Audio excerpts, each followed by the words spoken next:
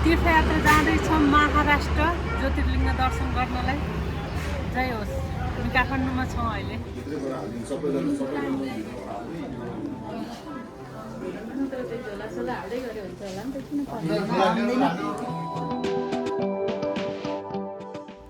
Hello नमस्ते सबैजनालाई।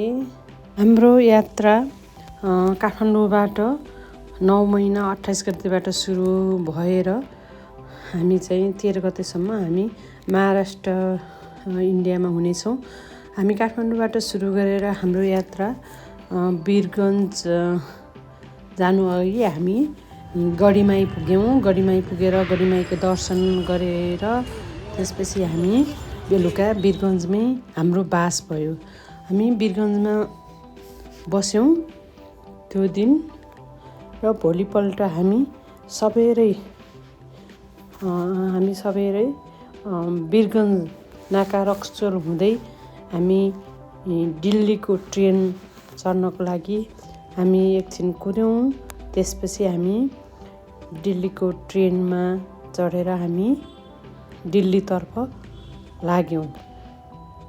रमाइलो गर्दै बाटोमा रमाइलो गर्दै केही टिकटकहरू बनाउँदै हामी दिल्लीको यात्रा सुरु गऱ्यौँ।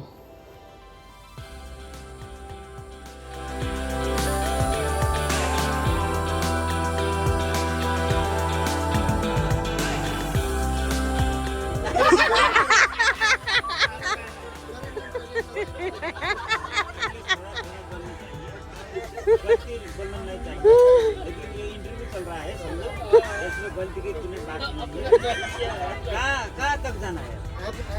दिल्ली से चल रहा है आप। दिल्ली पुगिसक्यौँ। हामी दिल्ली पुगिसकेपछि अब हामी त्यहाँ एउटा गाडी लिएर हामी दिल्ली घुम्ने प्लान गऱ्यौँ। त्यसपछि हामी लोटस टेम्पल गयौँ, जुन चाहिँ यति राम्रो यति सुन्दर थियो। त्यहाँको लोटस टेम्पलको दृश्य त्यो देखेर हामी एकछिन त्यहाँ रमायौँ र एकछिन फोटोहरू पनि हामीले लियौँ। त्यसपछि हामी लोटस टेम्पल पछि हामी गयौँ कुतुब मिनार।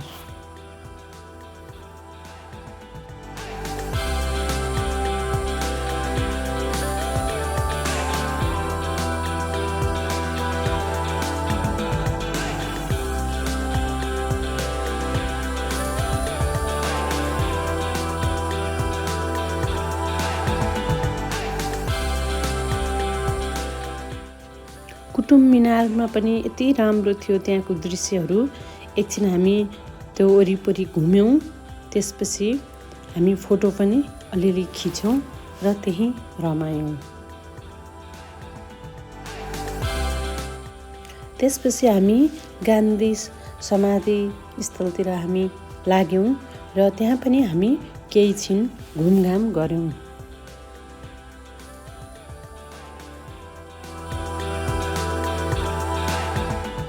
त्यसपछि हामी मर्माड जानको लागि ट्रेनमा चढ्नको लागि हामी ट्रेन स्टेसनतर्फ हामी लाग्यौँ र हाम्रो यात्रा मनमाडको लागि सुरु भयो, जहाँ चाहिँ हामी ज्योतिर्लिङ्गहरू दर्शन गर्नेछौँ।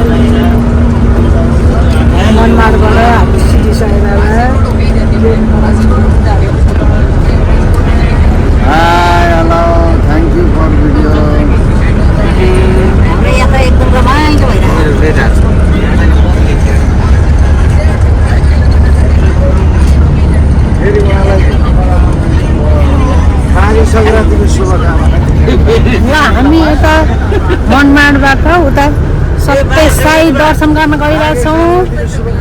यहाँ त एकदम 6:30 हुँदैछ कि पुरै उज्यालो नै उज्यालो छ है। उज्यालो छ माघे सङ्क्रान्ति भयो।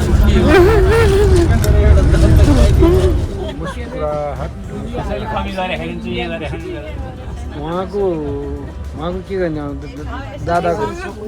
दादाको पनि खिचिदिनु अब के भयो ल है। तपाईँ अलि मुस्कुराउनु त, मुस्कुराउनु भयो ल, यता मुस्कुराउनु, दाँत देखियो दाँत देखाउनु, दाँत मुस्कुराउनु हो। अब कस बाहिर उसो नि त्यहाँ हेरिरहेको हेरिदिन्छु होइन। ल ल यता आउनु, ल ल ल आउँदै हुनुहुन्छ राजा राजा ल ल धन्यवाद। त्यसपछि हामी मनमाडबाट श्री साई सिद्धिमा चाहिँ रातिको 9 बजे लाइनमा बसेर 10 बजेतिर हामीले दर्शन गऱ्यौँ।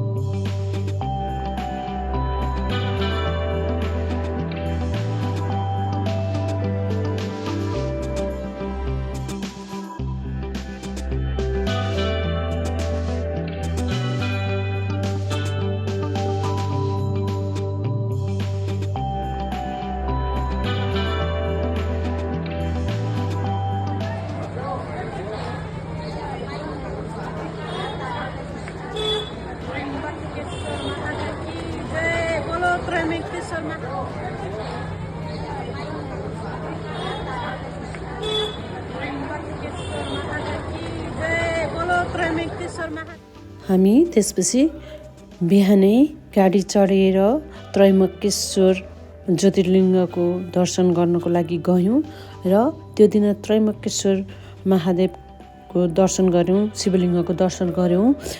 त्यो यस्तो प्रकारको शिवलिङ्ग थियो कि त्यो चाहिँ एकदम अनौठै लाग्यो मलाई त्यो शिवलिङ्ग।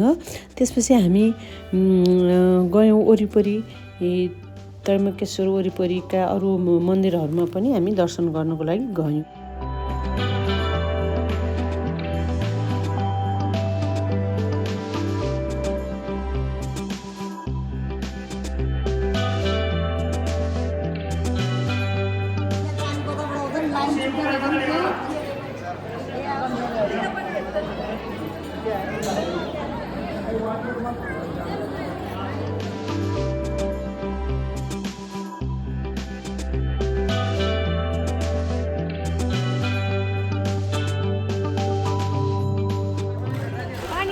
इंडिया को सिंगापुर रोड में गोरू से उखू का जूस बना रहे हैं वो आदमी। हम तो चकित पर रहा है। वो सिंगापुर भन्ने ठाउँमा गोरुले चाहिँ पुरा उखु पेलिरहेको छ। हामी चाहिँ यहाँ उखु खानालाई पुरा लाइनमा बसिरहेछौँ। यो पुरैलाई हेर्नु त बा।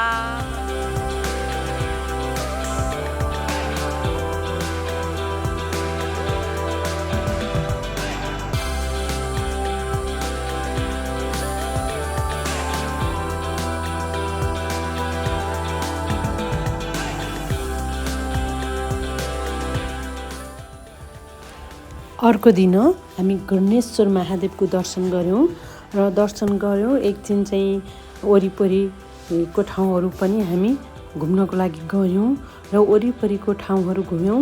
त्यस्तै बिचबिचमा हामीले चियाहरू पनि खायौँ र त्यसपछि हामी कहाँ जाने भनेर सल्लाह एकछिन बसेर हामी सल्लाह गऱ्यौँ।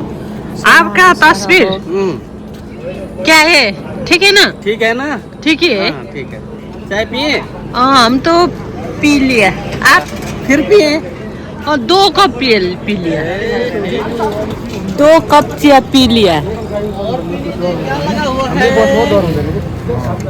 देखिए तो चिया बहुत अच्छा है बहुत अच्छा है चिया देने वाला भी अच्छा है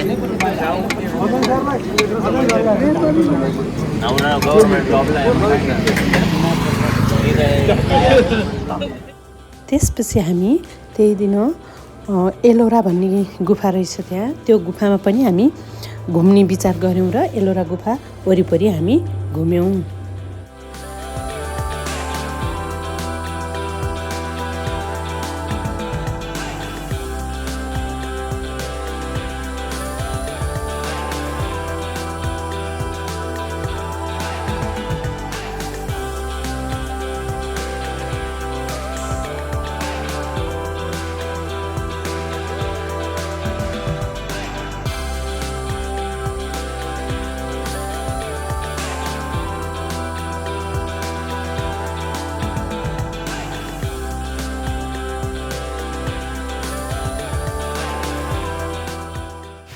हामी त्यसपछि नासिकतर्फ लाग्यौँ र नासिकतर्फ लागिसकेपछि रातिको 9 बजेतिर हामी सप्तशृङ्गी माताको दर्शन गर्नको लागि हामी अगाडि बढ्यौँ जुन चाहिँ 472 सिँढीहरू चढेर माथि जानुपर्छ भने उचाइको हिसाबले हेर्दाखेरि 4800 फुट माथि रहेको छ